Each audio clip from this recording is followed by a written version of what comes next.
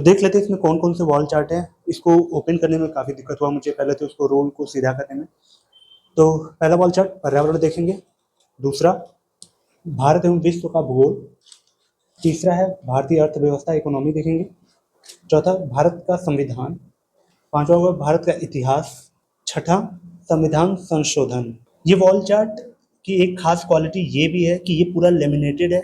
इसमें अगर जैसे आप इसको मार्क करते हैं तो ये कुछ टाइम बाद ये हट भी सकता है अगर इसको हटाना चाहें आप। यूपीएससी प्रीलिम्स में जो कोर सब्जेक्ट हैं या फिर किसी भी पीसीएस के जो कोर सब्जेक्ट हैं उनके ये सब्जेक्ट वाइज सारे वॉल चार्ट हैं। ये वीडियो उन एस्पिरेंट के लिए काफ़ी हेल्प करने वाली है जो कि पैराग्राफ से कहीं ज़्यादा फ्लो चार्ट, डायग्राम, की पॉइंट्स, टर्मिनोलॉजी को ज़्यादा प्रेफरेंस देते हैं। तो ये वीडियो उनके लिए काफ़ी शानदार होने वाली है और इसमें मैं कवर करूँगा ये जितने भी वॉल चार्ट हैं आपके सब्जेक्ट वाइज हैं।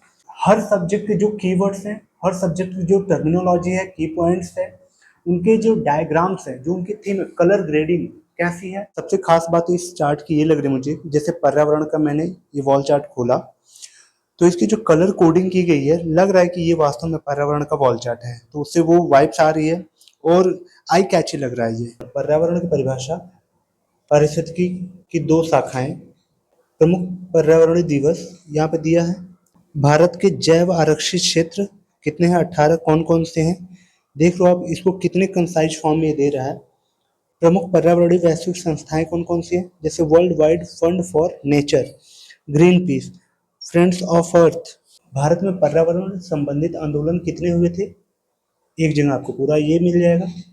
भारत की वो घटनाएं जो पर्यावरण से संबंधित रही हैं, किस टाइम पर रही हैं, ये इनकी टाइम लाइन्स है। पर्यावरण आंदोलन से जुड़े भारतीय व्यक्ति कौन कौन है, ये इन लोगों के बारे में आप यहाँ पे पढ़ सकते हो कि इन लोगों ने पर्यावरण आंदोलन में कैसे जुड़े थे ये लोग। भारत के मुख्य राष्ट्रीय उद्यान एवं अभ्यारण्य कितने हैं, कहाँ हैं, उनके लोकेशन वो किस लिए प्रसिद्ध हैं। पर्यावरण संबंधित पुरस्कार, इनके बारे में यहाँ पे अच्छे से डिफाइन करते हुए जा रहा है। ये चार्ट काफ़ी एक हाई कैची लग रहा है। वायुमंडल में विभिन्न गैसों का प्रतिशत का अलग सेक्शन, मिट्टी का प्रदूषण, ग्लोबल वार्मिंग, इकोमार्क और यहाँ पे एक आपदा प्रबंध का चक्र।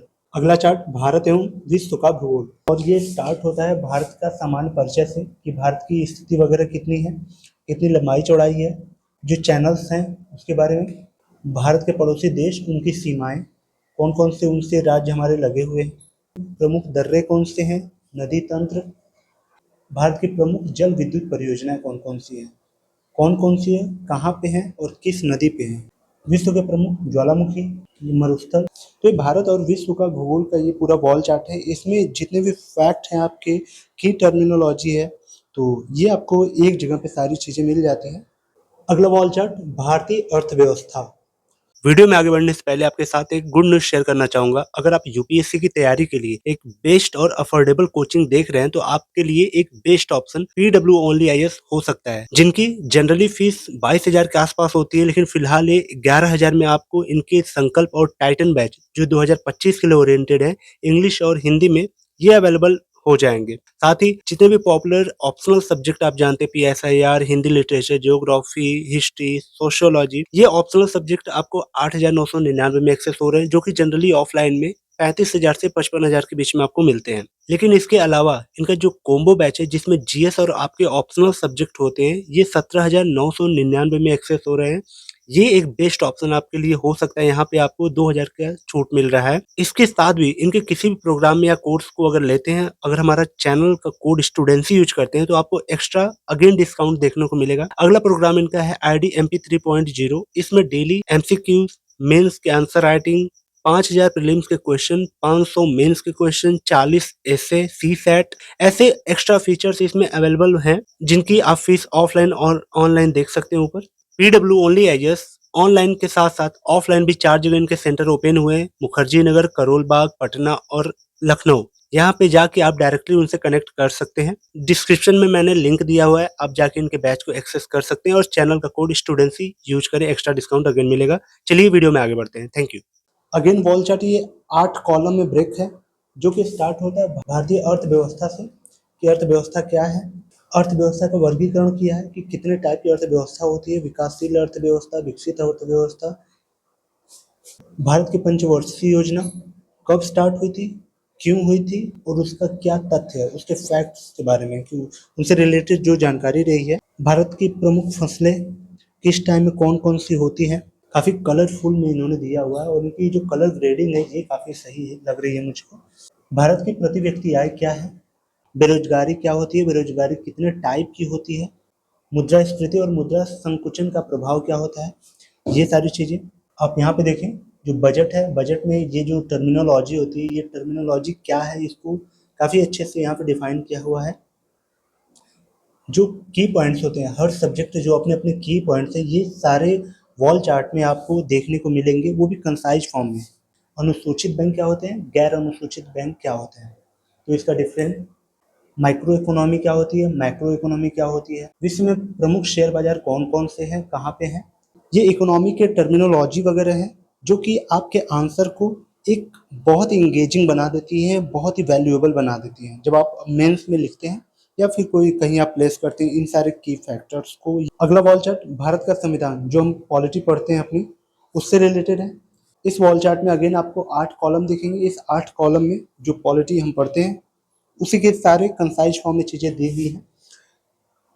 तो ये वॉल चार्ट स्टार्ट होता है भारत के संविधान की प्रस्तावना से, जो उसमें अनुच्छेद वगैरह हैं, जो भाग हैं, भाग में जितने अनुच्छेद हैं उसको डिफाइन कर रहा है। डिफाइन करते हुए मूल कर्तव्य, संविधान के सोर्स, कहाँ से क्या लिया गया, कौन सा आर्टिकल लिया गया। तो ये रहा पॉलिटी का wall chart. Wall chart actually एक रिमाइंडर होते हैं आपके इम्पोर्टेंट फैक्ट और की कॉन्सेप्ट के। अगला वॉल चार्ट, भारत का इतिहास। हिस्ट्री का वॉल चार्ट स्टार्ट होता है ईसा पूर्व 2500 ईसा पूर्व से, और इसमें प्राचीन इतिहास, मौर्य वंश, गुप्त वंश, फिर स्टार्ट होता है मध्यकालीन भारतीय इतिहास, जिसमें मध्यकाल के बारे में बताया कि भारत की स्थिति मध्यकाल में क्या थी। तो सैयद वंश, लोधी वंश, मुगल काल में जो भारत स्टार्ट होता है उनके टाइम लाइन के साथ क्या हुआ था, ये सारा इस कॉलम में आपको मिल जाएगा पूरा मुगल काल का। आधुनिक भारत में 1761 से स्टार्ट होता है। अगला और अंतिम वॉल चार्ट, संविधान संशोधन। इसमें इस वॉल चार्ट में आपको मिलेगा जितने भी संविधान संशोधन हुए हैं पहले से लेके जितना भी हुआ है और उसके बारे में। जैसे देख लो आप 43वां 44वां संविधान संशोधन काफ़ी चर्चा में रहता है। जैसे एकल नागरिकता क्या होती है, मौलिक कर्तव्य क्या होते हैं, डीपीएसपी क्या होती है, आपातकाल के प्रावधान क्या है। ये सारे वॉल चार्ट रिव्यू करने के बाद कुछ पॉइंट्स मुझे मिले जो कि मैं आपके साथ शेयर करूंगा। ये सारे सब्जेक्ट वाइज पहले तो वॉल चार्ट थे। वॉल चार्ट में जितने भी सब्जेक्ट थे उनके अलग अलग कीवर्ड हैं और इनकी कलर कोडिंग काफ़ी अच्छी थी, जो कि इजी टू रीडेबल थी। आपने वॉल चार्ट देखा होगा, वो पेपर जैसे आते हैं, लेकिन ये सारे वॉल चार्ट लेमिनेटेड हैं। तो यहाँ पे ड्यूरेबिलिटी इसकी तो काफ़ी सही लगी। जो प्राइस है आप डिस्क्रिप्शन में मैंने लिंक दिया हुआ। जो इन वॉल चार्ट के विजुअल्स थे वो मुझे काफ़ी अट्रैक्टिव लगे सबसे ज़्यादा। विजुअल्स में जो इनके फ्लो चार्ट थे, डायग्राम थे, बुलेट पॉइंट थे, की कॉन्सेप्ट जैसे उन्होंने सेट किया हुआ था, वो सारी चीज़ें अमेजिंग थी।